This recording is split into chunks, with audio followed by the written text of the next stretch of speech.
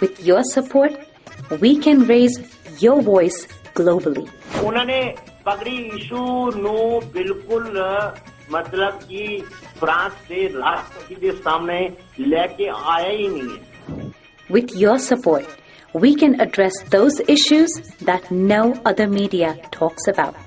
ਜੋ ਹਾਲ ਅਕਾਲੀਆਂ ਨੇ ਬਾਦਲ ਕਿਆ ਨੇ ਇਹਨਾਂ ਨੇ ਸਿੱਖੀ ਦਾ ਤੇ ਬੇੜਾ ਗਰਕ ਕੀਤਾ ਹੈ. With your support, we can bring you breaking news from around the world.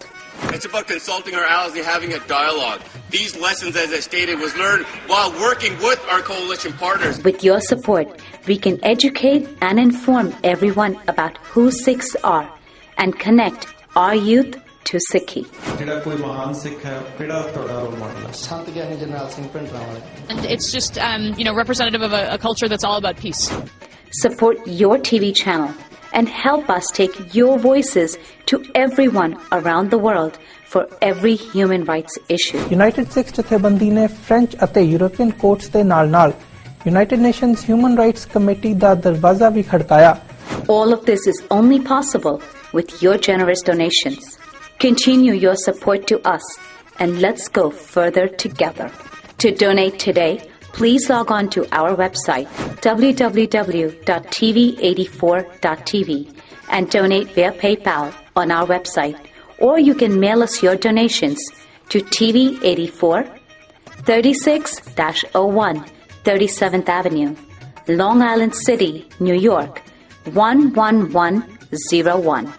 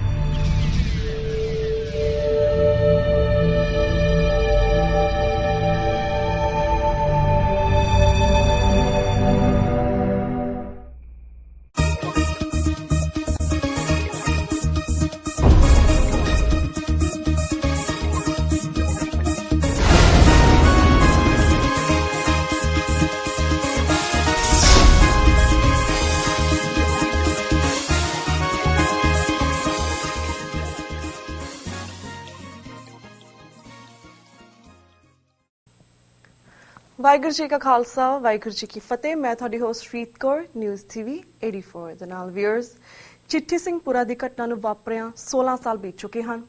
20 March 2000 ਨੂੰ ਜਦੋਂ ਬਿਲ ਕਲਿੰਟਨ ਭਾਰਤ ਆਇਆ ਸੀ, ਭਾਰਤੀ ਏਜੰਸੀਆਂ ਨੇ ਕਸ਼ਮੀਰ ਦੀ ਆਜ਼ਾਦੀ ਦੇ ਲਈ ਸੰਘਰਸ਼ ਕਰ ਰਹੇ ਖਾੜਕੂਆਂ ਨੂੰ ਬਦਨਾਮ ਕਰਨ ਦੇ ਲਈ ਆਪਣੇ ਫੌਜੀਆਂ ਕੋਲੋਂ ਪਿੰਡ ਚਿੱਠੀ ਸਿੰਘਪੁਰਾ ਦੇ ਵਿੱਚ 35 ਨਿਰਦੋਸ਼ ਸਿੱਖਾਂ ਨੂੰ ਸ਼ਰੇਆਮ ਗੋਲੀਆਂ ਮਾਰ ਕੇ ਸ਼ਹੀਦ ਕਰ ਦਿੱਤਾ ਅਤੇ ਨਾਮ ਕਸ਼ਮੀਰੀ ਖਾੜਕੂਆਂ ਦਾ ਲਗਾ ਦਿੱਤਾ ਸੀ। ਵਿਊਅਰਸ, ਹਰ ਸਾਲ TV 84 ਤੇ ਇਸ ਘਟਨਾ ਸੰਬੰਧੀ ਅਸੀਂ ਵੱਖ-ਵੱਖ ਸ਼ਖਸੀਅਤਾਂ ਨਾਲ ਗੱਲਬਾਤ ਕਰਦੇ ਹਾਂ, ਉਹਨਾਂ ਦੇ ਵਿਊ ਪੁਆਇੰਟਸ ਲੈਂਦੇ ਹਾਂ।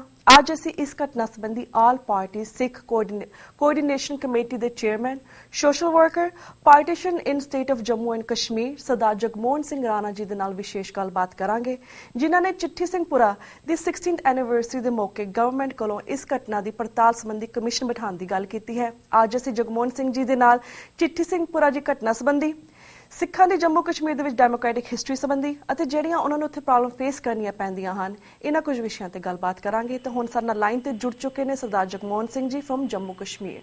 ਜੀ ਵੀਰ ਜੀ, ਵਾਹਿਗੁਰੂ ਜੀ ਕਾ ਖਾਲਸਾ ਵਾਹਿਗੁਰੂ ਜੀ ਕੀ ਫਤਿਹ। ਵਾਹਿਗੁਰੂ ਜੀ ਕੀ ਫਤਿਹ ਜੀ ਵੀਰ ਜੀ, ਜਿਹੜਾ ਇਹ ਚਿੱਠੀ ਸਿੰਘਪੁਰਾ ਦੇ ਵਿੱਚ ਸਿੱਖਾਂ ਦਾ ਕਤਲੇਆਮ ਹੋਇਆ ਸੀਗਾ, ਬਿਲ ਕਲਿੰਟਨ ਦੀ ਆਮਦ ਤੇ ਭਾਰਤੀ ਏਜੰਸੀਆਂ ਵੱਲੋਂ ਜਿਹੜਾ ਇਹ ਸਾਰਾ ਕਾਰਾ ਰਚਾਇਆ ਗਿਆ ਸੀ, ਸਭ ਤੋਂ ਪਹਿਲਾਂ ਤਾਂ ਅਸੀਂ ਇਸ ਬਾਰੇ ਤੁਹਾਡੇ ਕੋਲੋਂ ਵੇਰਵੇ ਸਹਿਤ ਜਾਣਕਾਰੀ ਲੈਣਾ ਚਾਹਾਂਗੇ ਕਿ ਉੱਥੇ ਕੀ ਹੋਇਆ ਸੀ, ਕਿੰਨਾ ਕਸ਼ਮੀਰੀਆਂ ਨੂੰ ਫਰੇਮ ਕੀਤਾ ਗਿਆ ਸੀ ਤੇ ਇਹ ਸਾਰੀ ਕਿਲਿੰਗ ਕਿਵੇਂ ਹੋਈ ਸੀ। ਸਾਨੂੰ ਇਸ ਬਾਰੇ ਵੇਰਵੇ ਸਹਿਤ ਜਾਣਕਾਰੀ ਦਿਓ।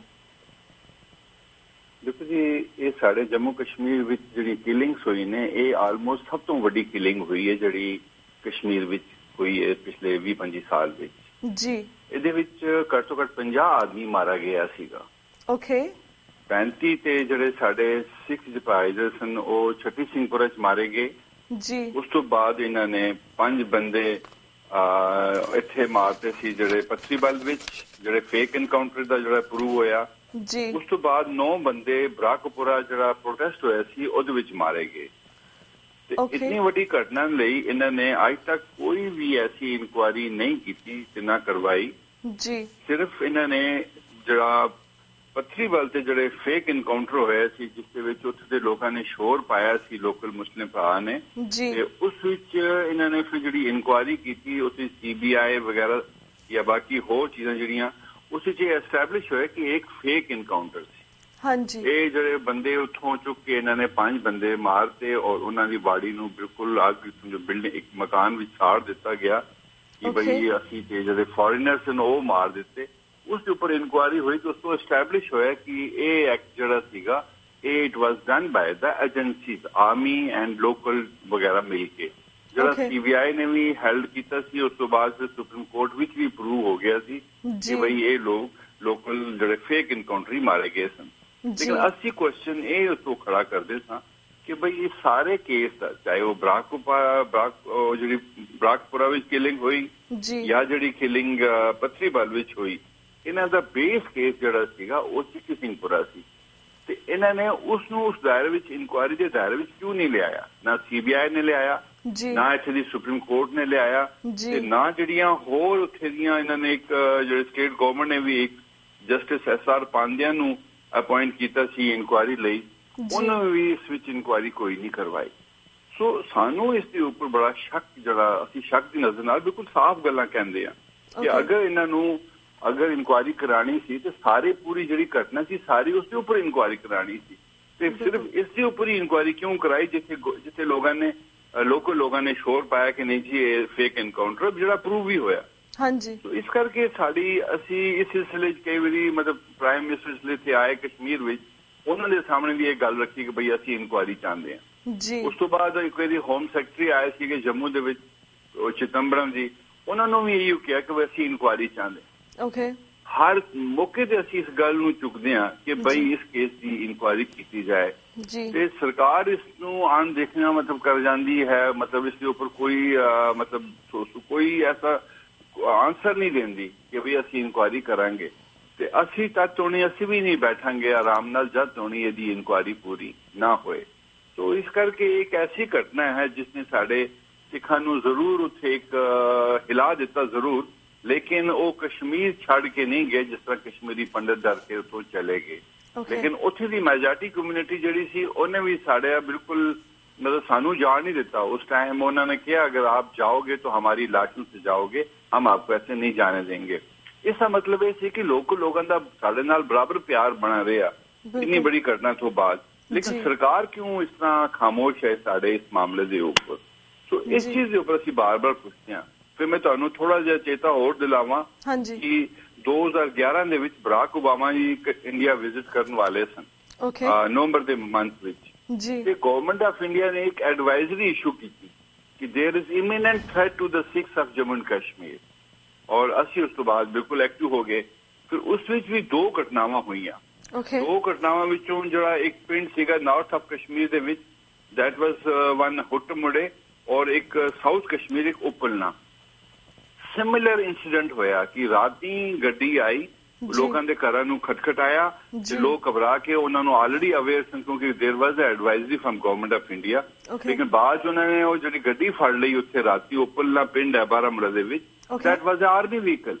ਫਿਰ ਉਹਨਾਂ ਕੀ ਪ੍ਰਟੈਂਡ ਕੀਤਾ ਕਿ ਸਾਹਿਬ ਸਾਨੂੰ ਰਸਤਾ ਭੁੱਲ ਗਿਆ ਰਾਤੀ ਰਸਤਾ ਭੁੱਲ ਗਿਆ ਤੇ 50 ਫੁੱਟ ਤੇ ਉਹਨਾਂ ਦੀ ਆਪਣਾ ਕੈਂਪ ਸੀਗਾ ਫੌਜੀਆਂ ਦਾ। ਫਿਰ ਉਹ ਗੱਡੀ ਫੜ ਕੇ ਅਸੀਂ ਥਾਣੇ ਵੀ ਦਿੱਤੀ ਬਾਰਾਮੂਲਾ ਪੁਲਿਸ ਸਟੇਸ਼ਨ ਜਿਹੜੀ ਰਿਕਾਰਡ ਹੈ ਕੋਈ ਇਨਕੁਆਇਰੀ ਨਹੀਂ ਹੋਈ। ਉਸ ਦੇ 2 ਦਿਨ ਬਾਅਦ ਫਿਰ ਸੇਮ ਚੀਜ਼ ਇੱਕ ਹੋਰ ਪਿੰਡ ਹੈ ਹੁਟਮੁੜਾ ਦੇ ਵਿੱਚ ਉੱਥੇ ਵੀ ਸੇਮ ਇਨਸੀਡੈਂਟ ਹੋਇਆ ਕਿ ਬਈ ਅਸੀਂ ਫਲਾਣੇ ਬੰਦੇ ਨੂੰ ਰਾਤੀ ਲੱਭਣ ਆਏ ਹਾਂ। ਬਈ ਰਾਤੀ ਲੱਭਣ ਆਏ ਤੁਸੀਂ ਦਿਨੇ ਕਹਿਣਾ ਸੀਗਾ ਤੇ ਤੁਹਾਨੂੰ ਬੰਦਾ ਲੱਭ ਜਾਂਦਾ। ਲੇਕਿਨ ਦੇ ਕ੍ਰੀਏਟਿਡ ਐਵਰੀ ਟਾਈਮ ਸਮ ਸਿਚੁਏਸ਼ਨ ਜਿਸ ਦੇ ਨਾਲ ਸਾਡਾ ਸ਼ੱਕ ਜਿਹੜਾ ਇਸ ਸਾਰੇ ਇਸ਼ੂ ਦੇ ਉੱਪਰ ਪੂਰਾ ਬਣ ਜਾਂਦਾ ਹੈ ਕਿ ਸਰਕਾਰ ਇਸ ਤੇ ਖਾਮੋਸ਼ ਕਿਉਂ ਹੈ ਕਿ ਇਨਕੁਆਇਰੀ ਕਿਉਂ ਨਹੀਂ ਕਰਵਾਉਂਦੀ। ਸੇਮ ਚੀਜ਼ ਜਿਹੜੀ ਬਿਲ ਕਲਿੰਟਨ ਵੇਲੇ ਹੋਈ ਉਹ ਬਰਾਕ ਓਬਾਮਾ ਵੇਲੇ ਵੀ ਹੋਈ। ਸੋ ਇਸ ਕਰਕੇ ਅਜੇ ਵੀ ਸਿੱਖ ਜਿਹੜਾ ਸਾਡਾ ਉੱਥੇ ਹੈ ਮਤਲਬ ਬਿਲਕੁਲ ਬੈਠਿਆ ਹੈ ਹਾਲਾਂਕਿ ਇਕਨੋਮਿਕਲੀ ਕਾਫੀ ਵੀਕ ਹੋ ਗਿਆ ਹੈ। ਉਹਦੀ ਵਜ੍ਹਾ ਇਹ ਹੈ ਕਿ ਬਈ ਜਿਹੜਾ 80% ਸਿੱਖ ਸੀਗਾ ਕਸ਼ਮੀਰ ਦੇ ਵਿੱਚ ਉਹ ਪਿੰਡਾਂ ਵਿੱਚ ਰਹਿੰਦਾ ਸੀ। ਇਵਨ ਜਿਹੜਾ ਆਊਟਸਕਰਟ ਇਵਨ ਤੁਸੀਂ ਪੁੰਛ ਰਾਜੌਰੀ ਵੀ ਲੈ ਲਓ ਉਸ ਬੈਲਟ ਵਿੱਚ ਵੀ ਸਿੱਖ ਜਿਹੜਾ 80% ਪਿੰਡਾਂ ਵਿੱਚ ਰਹਿੰਦਾ ਸੀ ਜੀ। ਉਹ ਜਿਸਲੇ ਮਿਲੀਟੈਂਸੀ ਆਈ ਤੇ ਉਹਨਾਂ ਨੇ ਪਿੰਡ ਛੱਡ ਕੇ ਸ਼ਹਿਰਾਂ ਵੱਲ ਆ ਗਏ, ਟਾਊਨਸ ਵੱਲ ਆ ਗਏ ਨੇ, ਤੇ ਉਹਨਾਂ ਦੀ ਜਿਹੜੀ ਮੇਨ ਇਨਕਮ ਸੀ ਉਸ ਵਕਤ ਉਹ ਸੀਗੀ ਹਾਰਟੀਕਲਚਰ ਐਂਡ ਐਗਰੀਕਲਚਰ। ਉਹਨਾਂ ਦੇ ਬਾਗ ਬਗੀਚੇ ਸਨ। ਉਹ ਸਾਰੀ ਇਨਕਮ ਉਹਨਾਂ ਦੇ 20-22 ਸਾਲ ਤੋਂ ਖਤਮ ਹੋ ਗਈ ਸਾਡੇ ਕਸ਼ਮੀਰ ਦੇ ਵਿੱਚ, ਲੇਕਿਨ ਉਹ ਆ ਕੇ ਸ਼ਹਿਰਾਂ ਵਿੱਚ ਰਹੇ, ਲੇਕਿਨ ਕਸ਼ਮੀਰ ਛੱਡ ਕੇ ਨਹੀਂ ਗਏ। ਲੇਕਿਨ ਇਸ ਸਾਰੇ ਬਾਵਜੂਦ ਤੋਂ ਬਾਅਦ, ਇੰਨਾ ਕੁਝ ਕਰਨ ਤੋਂ ਬਾਅਦ ਸਰਕਾਰ ਬਿਲਕੁਲ ਖਾਮੋਸ਼ ਰਹੀ ਔਰ ਉਹਨਾਂ ਨੇ ਸਾਡੇ ਵੱਲ ਕੋਈ ਧਿਆਨ ਨਹੀਂ ਦਿੱਤਾ। ਜਿੰਨੇ ਇੰਸੀਡੈਂਟ ਹੋਏ ਸੀ, ਇਨਕੁਆਇਰੀ ਮੰਗਦੇ ਰਹੇ ਚੱਟੀ ਸਿੰਘਪੁਰਾ ਦੀ, ਅੱਜ ਵੀ ਉਸ ਤੋਂ ਬਾਅਦ ਵੀ ਹੋਰ ਕਈ ਐਸੇ ਇੰਸੀਡੈਂਟ ਹੋਏ ਨੇ ਕਿ 8-10 ਲੋਕ ਸਾਡੇ ਅਜੇ ਗਾਇਬ ਨੇ, ਉਹਨਾਂ ਦਾ ਕੋਈ ਪਤਾ ਵੀ ਨਹੀਂ ਹੈ। ਕਈ ਐਸੀ ਕਿਲਿੰਗ ਹੋ ਗਈ ਨੇ ਜਿਸ ਦੇ ਉੱਪਰ ਅਸੀਂ ਇਨਕੁਆਇਰੀ ਰੀਸੈਂਟਲੀ ਕੋਈ ਇੱਕ ਲੇਡੀ ਨੂੰ ਬਾਰਾਮੂਲਾ ਸਵੇਰੇ ਗੁਰਦੁਆਰੇ ਜਾ ਰਹੀ ਸੀ, ਸ਼ੀ ਵਾਜ਼ ਹਿਟ ਔਨ ਹੈਡ ਔਰ ਸ਼ੀ ਡਾਈਡ। ਉਸ ਤੋਂ ਬਾਅਦ ਉਹਨੂੰ ਬੜੇ ਛੁਰੀ ਨਾਲ ਵੀ ਉਹਦਾ ਗਰਦਨ ਕੱਟੀ ਗਈ, ਲੇਕਿਨ ਗਵਰਨਮੈਂਟ ਨੇ ਐਸ਼ੋਰੈਂਸ ਦਿੱਤੀ ਸੀ ਕਿ ਵੀ ਅਸੀਂ ਤੁਹਾਡੀ ਇਨਕੁਆਇਰੀ ਵਿਦਿਨ ਅ ਮੰਥ ਦੇ ਦਿਆਂਗੇ। ਅੱਜ 4 ਮਹੀਨੇ ਹੋ ਗਏ ਨੇ, ਦੇयर इज नो ਇਨਕੁਆਇਰੀ। ਐਸੇ ਬੜੇ ਇੰਸੀਡੈਂਟ ਨੇ, ਲੇਕਿਨ ਇਹਨਾਂ ਸਭ ਚੀਜ਼ਾਂ ਦੇ ਪਿੱਛੇ ਸਾਨੂੰ ਜਿਹੜੀ ਏਜੰਸੀਆਂ ਦਾ ਹੱਥ ਦਿਖਦਾ ਹੈ ਜੀ। ਅਸੀਂ ਲੋਕਲ ਲੈਵਲ ਤੇ ਨਹੀਂ ਡਰਦੇ। ਸਿੱਖ ਬੇਸਿਕਲੀ ਇਹ ਮਾਰਸ਼ਲ ਕਮਿਊਨਿਟੀ ਕਿਸੇ ਕੋਲੋਂ ਡਰਦੀ ਨਹੀਂ ਹੈ, ਲੇਕਿਨ ਜਿਹੜੀਆਂ ਇਹ ਓਵਰ ਡਰਾਈਵ ਕਰਦੀ ਨੇ ਜਿਹੜੀਆਂ ਏਜੰਸੀ, ਸਾਨੂੰ ਉਹਨਾਂ ਕੋਲੋਂ ਬੜਾ ਡਰ ਰਹਿੰਦਾ ਕਸ਼ਮੀਰ ਦੇ ਵਿੱਚ ਕਿ ਸਿਚੁਏਸ਼ਨ ਨੂੰ ਆਪਣੇ ਪੋਲੀਟੀਕਲੀ ਮਾਟੋ ਲਈ ਅਗਰ ਯੂਜ਼ ਕਰਦੇ ਨੇ, ਉੱਥੇ ਅਸੀਂ ਮਤਲਬ ਕੁਐਸਚਨ ਕਰਦੇ ਹਾਂ ਕਿ ਭਈ ਅਗਰ ਐਸੇ ਹਾਦਸੇ ਹੋਏ ਵੀ ਹਨ, ਤੁਸੀਂ ਉਸ ਤੇ ਇਨਕੁਆਇਰੀ ਕਿਉਂ ਨਹੀਂ ਕਰਵਾਈ ਅਜੇ ਤੱਕ। ਬਿਲਕੁਲ। ਪਰ ਵੀਰ ਜੀ, ਜਿਹੜਾ ਕੁਐਸਚਨ ਇਹ ਉੱਠਦਾ, ਜਦੋਂ ਤੁਹਾਡੀ ਪਾਰਟੀ ਨੇ ਵੀ ਕਿਹਾ ਕਿ 16 ਸਾਲ ਵੀ ਬੀਤ ਚੁੱਕੇ ਨੇ, ਇਸ ਦੇ ਵਿੱਚ ਕੋਈ ਇਨਕੁਆਇਰੀ ਨਹੀਂ ਹੋਈ ਹੈ, ਕੋਈ ਕਮਿਸ਼ਨ ਚੰਗੀ ਤਰ੍ਹਾਂ ਬਿਠਾਇਆ ਨਹੀਂ ਗਿਆ ਜਿਹਨੇ ਸੱਚਾਈ ਸਾਹਮਣੇ ਲੈ ਕੇ ਆਉਂਦੀ ਹੈ। ਪਰ ਜੋ ਤੁਹਾਨੂੰ ਸਾਨੂੰ ਸਾਰਿਆਂ ਨੂੰ ਪਤਾ ਹੈ ਕਿ ਇਹ ਭਾਰਤੀ ਏਜੰਸੀਆਂ ਦਾ ਕੰਮ ਹੈ, ਤੇ ਈਵਨ ਦੋ ਅਗਰ ਗਵਰਨਮੈਂਟ ਵੀ ਚੇਂਜ ਹੋ ਗਈ ਹੈ, ਪਹਿਲਾਂ ਕਾਂਗਰਸ ਦੀ ਸੀਗੀ ਤੇ ਹੁਣ Narendra Modi government, do you think ਕੋਈ ਫਰਕ ਪਵੇਗਾ ਇਨਕੁਆਇਰੀ ਹੋਣ ਤੇ ਜਾਂ ਕਮਿਸ਼ਨ ਹੋਣ ਤੇ? ਕੋਈ ਠੋਸ ਸਬੂਤ ਸਾਹਮਣੇ ਲੈ ਕੇ ਨਹੀਂ ਆਣੇ? ਡੂ ਯੂ ਥਿੰਕ ਇਹਨਾਂ ਕੋਈ ਫਰਕ, ਕੀ ਚੀਜ਼ ਦਾ ਫਰਕ ਪਏਗਾ ਅਗਰ ਇਨਕੁਆਇਰੀ ਹੋ ਵੀ ਜਾਂਦੀ ਹੈ ਤਾਂ? ਮੈਨੂੰ ਨਹੀਂ ਲੱਗਦਾ ਜੀ ਕਿ ਅਸੀਂ ਜਿਹੜੀ ਪਿਛਲੀ ਗਵਰਨਮੈਂਟ ਸੀ, ਉਹ ਥੋੜੀ ਜਿਹੀ ਜਿਹੜੀ ਕਾਂਗਰਸ ਗਵਰਨਮੈਂਟ ਸੀ, ਉਹ ਥੋੜੀ ਜਿਹੀ ਸੈਕੂਲਰ ਦਿਖਦੀ ਸੀ, ਕਿਉਂਕਿ ਉਹਦੀ ਜਿਹੜੀ ਕੰਪੋਜੀਸ਼ਨ ਸੀ ਉਹਦੇ ਵਿੱਚ ਸਾਰੇ ਲੋਕ ਸੀਗੇ, ਮਤਲਬ ਹਰ ਜ਼ਾਤੀਆਂ ਦੇ ਲੋਕ ਸੀਗੇ, ਮੁਸਲਿਮ ਵੀ ਸੀਗੇ, ਸਿੱਖ ਸਾਡਾ ਪ੍ਰਧਾਨ ਮੰਤਰੀ ਸੀਗਾ, ਬਾਕੀ ਸੀਗਾ। ਲੇਕਿਨ ਜਿਹੜੀ ਹੁਣ ਗਵਰਨਮੈਂਟ ਆਈ ਜੀ, ਇਸ ਤੇ ਕਰਕੇ ਤੇ ਰਿਐਕਸ਼ਨ ਤੁਹਾਨੂੰ ਆਪ ਹੀ ਪਤਾ ਕਿ ਪੂਰੇ ਹਿੰਦੁਸਤਾਨ ਦੇ ਵਿੱਚ ਇੱਕ ਰਿਐਕਸ਼ਨ ਹੈ ਕਿ ਛੋਟੀ ਗੱਲ ਦੇ ਉੱਪਰ ਹਰ ਬੰਦਾ ਇਨਸਿਕਿਉਰ ਫੀਲ ਕਰ ਰਿਹਾ, ਕਿਉਂਕਿ ਇਹਨਾਂ ਸਭ ਚੀਜ਼ਾਂ ਦੇ ਪਿੱਛੇ ਜਿਹੜਾ ਥੋੜਾ ਕਹਿ ਰਹੇ ਕਿ RSS ਜਿਹਦਾ ਮਾਟੋ ਸਿਰਫ ਹਿੰਦੂਇਜ਼ਮ ਹੈ ਕਲੀਅਰ, ਉਹ ਜਿਹੜੀ ਚੀਜ਼ਾਂ ਆ ਰਹੀ ਨੇ ਉਸ ਤੋਂ ਅਸੀਂ ਐਕਸਪੈਕਟ ਨਹੀਂ ਕਰ ਸਕਦੇ ਕਿ ਇਹ ਗਵਰਨਮੈਂਟ ਜਿਹੜੀ ਹੈ ਕੋਈ ਸਾਨੂੰ ਇਸ ਵਿੱਚ ਫਰਦਰ ਕੋਈ ਐਸੀ ਇਨਕੁਆਇਰੀ ਜਿਹੜੀ ਹੈ ਕਰਵਾਏਗੀ। ਕਿਉਂਕਿ ਜਿਸਲੇ ਇਹ ਹਾਦਸਾ ਹੋਇਆ ਸੀ ਉਸ ਟਾਈਮ ਵੀ ਅਡਵਾਨੀ ਤੇ ਇਹਨਾਂ ਦੀ ਗਵਰਨਮੈਂਟ ਸੀ, ਔਰ ਫਾਰੂਕ ਅਬਦੁੱਲਾ ਨੇ ਕਿਹਾ ਜਿਹੜਾ ਚੀਫ ਮਿਨਿਸਟਰ ਹੈ ਜੰਮੂ ਕਸ਼ਮੀਰ ਦਾ, ਉਹ ਕਹਿੰਦਾ ਮੈਂ ਬੁੱਕ ਜਿਹੜੀ ਲਿਖਾਂਗਾ ਔਰ ਜਿਹੜੀ ਸਾਰਾ ਉਸ ਵਿੱਚ ਮੈਂ ਆਈ ਨੋ ਕਿ ਬਈ ਕਿਸਨੇ ਕੀਤਾ ਦਾ ਸਾਰਾ, ਬਟ ਮੇਰੇ ਜਿੰਦੇ ਹੋਏ ਇਹ ਗੱਲ ਬਾਹਰ ਨਹੀਂ ਆਏਗੀ। ਮੇਰੇ ਮਰਨ ਤੋਂ ਬਾਅਦ ਜਿਹੜੀ ਕਿਤਾਬ ਹੈ ਸਾਰੀ ਘਟਨਾ ਦੀ ਪੂਰੀ ਖਬਰ ਮੈਂ ਦਿਆਂਗਾ। ਬਟ ਫਾਰੂਕ ਅਬਦੁੱਲਾ ਕਈ ਵਾਰੀ ਕਹਿ ਚੁੱਕਾ ਹੈ ਕਿ ਬਈ ਮੈਨੂੰ ਪਤਾ ਹੈ ਕਿਹਨਾਂ ਲੋਕਾਂ ਨੇ ਕੀਤਾ ਹੈ। ਅਗਰ ਐਸੀ ਕੋਈ ਗੱਲ ਹੈ ਤੇ ਇਸ ਸਾਹਮਣੇ ਲਿਆਣ, ਕਿਉਂਕਿ ਉੱਥੇ ਲੋਕਲ ਲੈਵਲ ਦੇ ਲੋਕਾਂ ਨੇ ਸਭ ਨੇ ਡਿਨਾਈ ਕੀਤਾ। ਅਜੇ ਵੀ ਜਿਹੜਾ ਹੈਡਲੀ ਨਹੀਂ, ਜਿਹੜਾ ਉਹ ਪਿੱਛੇ ਡੇਵਿਡ ਹੈਡਲੀ ਉਹਨੇ ਅਰੈਸਟ ਕੀਤਾ ਸੀ, ਜਿਹੜਾ LET ਦਾ, ਉਹਦੇ ਕੋਲ ਵੀ ਸਟੇਟਮੈਂਟ ਦਿਲਵਾਈ ਗਈ ਹੈ ਕਿ ਬਈ ਦਿਸ ਵਾਜ਼ ਮਤਲਬ ਕਾਂਡ ਜਿਹੜਾ ਚੱਟੀ ਸਿੰਘਪੁਰਾ ਦਾ ਮੈਂ ਕੀਤੇ ਦਾ। ਬਟ ਇਸ ਵਿੱਚ ਕੋਈ ਅਗਰ ਫੈਕਟ ਸੀ ਤੇ ਇਹਨਾਂ ਨੂੰ ਇਨਕੁਆਇਰੀ ਫਿਰ ਅੱਗੇ ਫਰਦਰ ਕਰਨੀ ਚਾਹੀਦੀ ਸੀਗੀ, ਲੇਕਿਨ ਐਸਾ ਕੁਝ ਨਹੀਂ ਕਰਵਾ ਰਹੇ। ਕਿਉਂਕਿ ਗਵਰਨਮੈਂਟ ਉਸ ਜਿਹੜੀ ਇਨਵੋਲਵਮੈਂਟ ਹੋਈ ਹੈ, ਜਿਹੜੇ ਪਿੱਛੇ ਉਹ ਫੇਕ ਐਨਕਾਊਂਟਰ ਆਰਮੀ ਦੇ ਜਿਹੜੇ ਲੋਕ ਇਨਵੋਲਵ ਹੋਏ, ਫਿਰ ਸੁਪਰੀਮ ਕੋਰਟ ਨੇ ਕਹਿ ਦਿੱਤਾ ਜੀ ਨਹੀਂ ਅਸੀਂ ਕੋਰਟ ਮਾਰਸ਼ਲ ਕਰਾਂਗੇ, ਆਪਣੇ ਲੈਵਲ ਤੇ ਇਨਕੁਆਇਰੀ ਕਰਾਂਗੇ। ਫਿਰ ਦੈਟ ਮੀਨ ਉਹ ਸਾਰਾ ਇਸ ਤਰ੍ਹਾਂ ਹੀ ਇਹਨਾਂ ਨੇ ਗੋਲ ਹੀ ਕਰ ਦਿੱਤਾ ਮਸਲਾ। ਇਹ ਚੀਜ਼ਾਂ ਐਕਸੈਪਟ ਨਹੀਂ ਹੁੰਦੀਆਂ ਸਾਡੀ ਡੈਮੋਕ੍ਰੈਟਿਕ ਕੰਟਰੀ ਦੇ ਵਿੱਚ। ਅਗਰ ਕੋਈ ਚੀਜ਼ ਅਗਰ ਸਾਹਮਣੇ ਆਈ ਸੀ, ਚਾਹੇ ਉਹ ਆਰਮੀ ਨੇ ਕੀਤਾ ਜਾਂ ਉਹ ਕਿਸੇ ਨੇ ਵੀ ਕੀਤਾ, ਕਿਉਂਕਿ ਅਸੀਂ ਲੋਕ ਕਿਸੇ ਨੂੰ ਅਜੇ ਦੋਸ਼ੀ ਨਹੀਂ ਕਹਿਲਾਉਂਦੇ ਇਸ ਕਰਕੇ, ਕਿਉਂਕਿ ਜਦ ਤੱਕ ਇਨਕੁਆਇਰੀ ਨਹੀਂ ਹੋਏਗੀ ਸਾਡੀ ਉਂਗਲੀ ਅਜੇ ਸਭ ਤਰਫ ਜਾਏਗੀ। ਅਸੀਂ ਮਿਲੀਟੈਂਟਸ ਵੱਲ ਵੀ ਕਹਾਂਗੇ, ਅਸੀਂ IB ਵੱਲ ਵੀ ਕਹਾਂਗੇ, ਅਸੀਂ ਰਾਹ ਵੱਲ ਵੀ ਕਹਾਂਗੇ, ਅਸੀਂ ਪਾਕਿਸਤਾਨ ਵੱਲ ਵੀ ਕਹਾਂਗੇ, ਲੇਕਿਨ ਜਦ ਤੱਕ ਇਹ ਇਨਕੁਆਇਰੀ ਨਹੀਂ ਹੁੰਦੀ ਸਾਡੀ ਸ਼ੱਕ ਜਿਹੜਾ ਹੈ ਉਹ ਇਨਕੁਆਇਰੀ ਜਿਹੜੀ ਕਰਾ ਰਹੀ ਹੈ ਹਿੰਦੁਸਤਾਨ ਤੇ, ਹਿੰਦੁਸਤਾਨ ਦੀ ਇਨਕੁਆਇਰੀ ਕਿਉਂ ਨਹੀਂ ਕਰਾਉਂਦਾ? ਫਿਰ ਉੱਥੇ ਸਾਡਾ ਸ਼ੱਕ ਜਿਹੜਾ ਪੱਕਾ ਹੋ ਜਾਂਦਾ ਕਿ ਬਈ ਨਹੀਂ ਇੱਥੇ ਕੋਈ ਨਾ ਕੋਈ ਘਟਨਾ ਇਹਨਾਂ ਲੋਕਾਂ ਦਾ ਹੱਥ ਹੈ। ਸੋ ਇਸ ਕਰਕੇ ਇਨਕੁਆਇਰੀ ਅਸੀਂ ਹਰ ਸਾਲ ਇਸ ਚੀਜ਼ ਨੂੰ ਡਿਮਾਂਡ ਕਰਦੇ ਰਹਾਂਗੇ। ਜਦ ਤੋਂ ਇਨਕੁਆਇਰੀ ਨਹੀਂ ਹੋਏਗੀ ਅਸੀਂ ਇਸ ਨੂੰ ਕਦੀ ਬੈਠਣ ਨਹੀਂ ਦਿਆਂਗੇ। ਜਸਟਿਸ ਪਾਂਡਾਨ ਕਮਿਸ਼ਨ ਜਿਹੜਾ ਬਿਠਾਇਆ ਸੀ ਉਹ ਵੀ ਮਤਲਬ ਬਰਾਕਪੁਰਾ ਫਾਇਰਿੰਗ ਦੇ ਮਾਮਲੇ 'ਚ ਉਹਨਾਂ ਨੇ ਬਿਲਕੁਲ ਸਿਕਿਉਰਿਟੀ ਨੂੰ ਮਤਲਬ ਹੈਲਡ ਕੀਤਾ ਸੀ ਰਿਸਪਾਂਸਿਬਲ, ਜਿੱਥੇ 9 ਲੋਕ ਹੀ ਮਰ ਗਏ ਸਨ। ਬਟ ਅਸੀਂ ਉਸੇ ਉਹਨਾਂ ਨੂੰ ਕਿਹਾ ਕਿ ਬਈ ਨਹੀਂ ਆਪ ਇਸ ਇਨਕੁਆਇਰੀ ਦੇ ਪਿੱਛੇ ਵੀ ਜਾਈਏ, ਲੇਕਿਨ ਉਹ ਪਿੱਛੇ ਨਹੀਂ ਗਏ, ਬਸ ਉੱਥੇ ਤੋਂ ਨਹੀਂ ਕਨਫਾਈਨ ਰੱਖੇ ਕਿਉਂਕਿ ਗਵਰਨਮੈਂਟ ਦੀ ਇੰਟਰਫੇरेंस ਸੀ। ਸੋ ਇਸ ਕਰਕੇ ਅਸੀਂ ਮਤਲਬ ਜਦ ਤੋੜੀ ਇਨਕੁਆਇਰੀ ਨਹੀਂ ਹੁੰਦੀ ਨਾ ਅਸੀਂ ਲੋਕ ਇਸ ਵਿੱਚ ਖਾਮੋਸ਼ ਨਹੀਂ ਰਵਾਂਗੇ, ਕਿਉਂਕਿ ਬਹੁਤ ਵੱਡਾ ਹਾਦਸਾ ਸੀ। ਇਹ ਸਿੱਖਾਂ ਨੂੰ ਇੱਕ ਉੱਥੋਂ ਕੱਢਣ ਦੀ ਸਾਜ਼ਿਸ਼ ਸੀ, ਕਿਉਂਕਿ ਤੁਹਾਨੂੰ ਪਤਾ ਕਿ ਜੰਮੂ ਕਸ਼ਮੀਰ ਦੇ ਵਿੱਚ ਪਿਛਲੇ ਜਦ ਤੋਂ ਗੁਰੂ ਨਾਨਕ ਦੇਵ ਜੀ ਦੀ ਵਿਜ਼ਿਟ ਕਸ਼ਮੀਰ ਹੋਈ ਦੀ ਹੈ ਤੇ ਸਿੱਖੀ ਉੱਥੇ ਉਸੇ ਟਾਈਮ ਤੋਂ ਉੱਥੇ ਆਈ ਦੀ ਹੈ। ਸਾਡੇ ਜਨਮ ਦੇ ਰੂਟ ਜਿਹੜੇ ਨੇ ਉੱਥੇ ਹੀ ਨੇ। ਉਸ ਤੋਂ ਬਾਅਦ ਗੁਰੂ ਹਰਗੋਬਿੰਦ ਸਾਹਿਬ ਛਠੀ ਪਾਤਸ਼ਾਹੀ ਉਹ ਜੰਮੂ ਕਸ਼ਮੀਰ ਦੇ ਤਕਰੀਬਨ ਹਰ ਹਿੱਸੇ 'ਚ ਗਏ ਨੇ। Every part of Kashmir belongs to Sikh. ਉਹਨਾਂ ਦੇ ਹਿਸਟੋਰੀਕਲ ਪਲੇਸਿਸ ਨੇ ਸਾਡੀਆਂ ਉੱਥੇ। ਅਸੀਂ ਉੱਥੇ ਦੇ ਰਹਿਣ ਵਾਲੇ ਹਾਂ, ਵਸਨੀਕ ਹਾਂ ਪੂਰੇ। ਸਾਨੂੰ ਕੋਈ ਐਸਾ ਮਾਇੰਡ ਨਹੀਂ ਹੈ ਕਿ ਅਸੀਂ ਉਸ ਕਸ਼ਮੀਰ ਨੂੰ ਛੱਡਾਂਗੇ। Even Jammu Kashmir remain under Sikh rule also. Sikh government ਉੱਥੇ ਰਹੀ ਨੇ, ਉਹਨਾਂ ਨੇ ਵੀ ਉੱਥੇ ਬੜਾ ਕੰਮ ਕੀਤਾ ਹੈ ਆਪਣੇ ਟਾਈਮ ਤੇ ਸਿੱਖ ਉੱਥੇ ਦੇ ਬੜੇ ਵਸਨੀਕ ਨੇ। ਤੇ ਐਸੀ ਕੋਈ ਗੱਲ ਨਹੀਂ ਕਿ ਅਸੀਂ ਉੱਥੋਂ ਛੱਡਾਂਗੇ, ਲੇਕਿਨ ਅਸੀਂ ਇਹਨਾਂ ਚੀਜ਼ਾਂ ਨੂੰ ਨਹੀਂ ਹੋਣ ਦਿਆਂਗੇ ਕਿ ਬਈ ਅਗਰ ਕੋਈ ਫੇਕ ਇਨਕਾਊਂਟਰ ਕਰਦੇ ਰਹਿਣ ਤੇ ਸਿੱਖਾਂ ਨੂੰ ਉੱਥੋਂ ਕੱਢਣ ਦੀ ਸਾਜ਼ਿਸ਼ ਕਰਨ ਤਾਂ ਕਿ ਉਹਨਾਂ ਦੇ ਆਪਣੇ ਪੋਲੀਟੀਕਲ ਇੰਟਰਸਟ ਜਿਹੜੇ ਬਣੇ ਰਹਿਣ ਗਵਰਨਮੈਂਟ ਆਫ ਇੰਡੀਆ ਦੇ ਜਾਂ ਕਿਸੇ ਹੋਰ ਦੇ ਵੀ ਜਾਂ ਕਿਸੇ ਪੋਲੀਟੀਕਲ ਪਾਰਟੀ ਦੇ, ਅਸੀਂ ਉਹ ਕਦੇ ਨਹੀਂ ਹੋਣ ਦਿਆਂਗੇ। ਸਿੱਖ ਅੱਜ ਵੀ ਉੱਥੇ ਨਹੀਂ ਡਰਦਾ ਕਿਸੇ ਚੀਜ਼ ਕੋਲੋਂ। ਅਸੀਂ ਅੱਜ ਵੀ ਅਗਰ ਡਰਦੇ ਹਾਂ ਸਿਰਫ ਇੱਕ ਚੀਜ਼ ਤੋਂ ਡਰਦੇ ਹਾਂ ਕਿ ਕਿਤੇ ਓਵਰ ਡਰਾਈਵ ਨਾ ਹੋ ਜਾਏ, ਸਾਨੂੰ ਇਸਤੇਮਾਲ ਨਾ ਕੀਤਾ ਜਾਏ ਕਸ਼ਮੀਰ ਦੇ ਹਾਲਾਤ ਦੇ ਵਿੱਚ।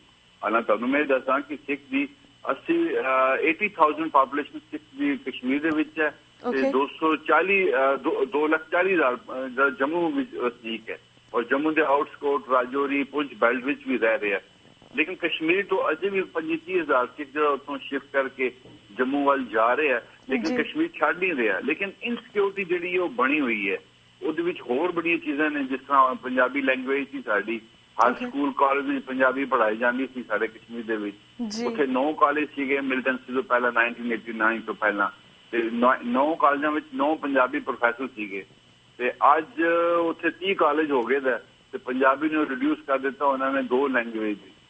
ਤੇ ਅਸੀਂ ਇਸ ਚੀਜ਼ ਨੂੰ ਉੱਤੇ ਬਿਲਕੁਲ ਇਹ ਗੱਲ ਚੁੱਕਦੇ ਹਾਂ ਕਿ ਬਈ ਅਗਰ ਇਤਨਾ ਐਕਸਪੈਂਸ਼ਨ ਹੈ ਬਾਕੀ ਚੀਜ਼ਾਂ ਵਿੱਚ ਤੇ ਸਾਡੀ ਪੰਜਾਬੀ ਲੈਂਗੁਏਜ ਨੂੰ ਤੁਸੀਂ ਕਿਉਂ ਦਬਾ ਰਹੇ ਹੋ? ਹੁਣ ਜਿਸ ਕਮਿਊਨਿਟੀ ਦੀ ਲੈਂਗੁਏਜ ਵੀ ਦਬਾ ਦੇਣ, ਇਕਨੋਮੀ ਐਗਰੀਕਲਚਰ ਹਾਥੀ ਸਾਡੇ ਹੱਥੋਂ ਚਲੀ ਗਈ, 2 ਚੀਜ਼ਾਂ ਮੇਜਰ ਇਹ ਚਲੀ ਗਈਆਂ ਤੇ ਪੋਲੀਟੀਕਲ ਤੇ ਸਾਡਾ ਇਹਨਾਂ ਕਦੇ ਸਾਨੂੰ ਰੋਲ ਤੇ ਵਿੱਚ ਕਦੀ ਸ਼ੇਅਰ ਦਿੱਤਾ ਹੀ ਨਹੀਂ। ਤਿੰਨੋਂ ਚੀਜ਼ਾਂ ਸਾਨੂੰ ਜੰਮੂ ਕਸ਼ਮੀਰ 'ਚ ਅਗਰ ਨਹੀਂ ਦਿੰਦੇ ਤੇ ਤੁਸੀਂ ਦੱਸੋ ਕਿ ਸਿੱਖ ਦੀ ਹਾਲਤ ਜਿਹੜੀ ਹੈ ਉਹ ਕਿਸ ਤਰ੍ਹਾਂ ਠੀਕ ਹੋ ਸਕਦੀ ਹੈ। ਬਟ ਅਸੀਂ ਆਪਣੀ ਲੜਾਈ ਜਿਹੜੀ ਹੈ ਉਹ ਪੂਰੀ ਜਾਰੀ ਰੱਖੇ ਹੋਏ ਆ। ਸਿੱਖ ਪਿਛਲੇ 60 ਸਾਲ ਤੋਂ ਨੈਸ਼ਨਲ ਕਾਨਫਰੰਸ ਜਿਹੜੀ ਲੋਕਲ ਪੋਲੀਟੀਕਲ ਪਾਰਟੀ ਹੈ ਉਹਦਾ ਸਾਥ ਦਿੰਦੇ ਰਹੇ, ਕਿਉਂਕਿ ਸ਼ੇਖ ਅਬਦੁੱਲਾ ਉੱਥੇ ਇੱਕ ਬਹੁਤ ਵੱਡੇ ਲੀਡਰ ਸਨ। ਉਹ ਕਸ਼ਮੀਰ ਦੇ ਇੰਟਰਸਟ ਨੂੰ ਲੈ ਜਾਂਦੇ ਸਨ ਅੱਗੇ ਤੇ ਸਿੱਖ ਉਹਨਾਂ ਨਾਲ ਸੀਗੇ। ਲੇਕਿਨ ਉਸ ਤੋਂ ਬਾਅਦ ਉਹਨਾਂ ਨੇ ਸਾਨੂੰ ਸਿੱਖਾਂ ਨੂੰ ਕੁਝ ਨਹੀਂ ਦਿੱਤਾ। 47 ਦੇ ਪਾਰਟੀਸ਼ਨ ਦੇ ਵਿੱਚ ਬਹੁਤ ਸਾਰੇ ਸਿੱਖ ਮੁਜ਼ੱਫਰਾਬਾਦ, ਮੀਰਪੁਰ, ਪੁੰਛ ਤੋਂ 35,000 ਜਾਨਾਂ ਜਿਹੜੀਆਂ ਗਵਾ ਕੇ ਆਪਣੀ ਜਾਇਦਾਦ ਗਵਾ ਕੇ ਇਸ ਹਿੱਸੇ ਵਿੱਚ ਆਏ ਸਨ। ਅੱਜ ਤੱਕ ਉਹਨਾਂ ਦੀ ਮੰਗਾਂ ਨੂੰ ਅੱਜ ਤੱਕ ਉਹ ਕੈਂਪਾਂ 'ਚ ਰਹਿ ਰਹੇ ਨੇ।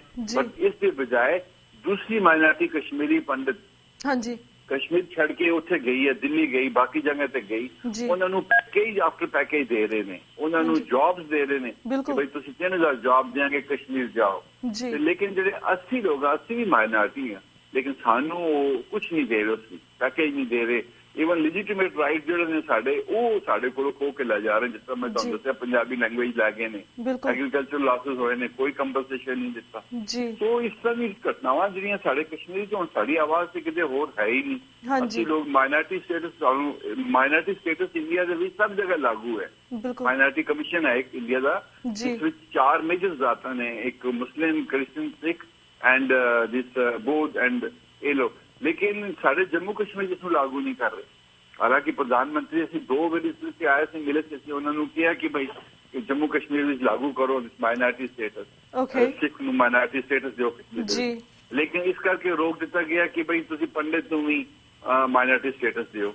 ਲੇਕਿਨ ਅਸੀਂ ਇਹ ਕਿਹਾ ਕਿ Pandit is a Hindu and he can't be minority in Jammu and Kashmir.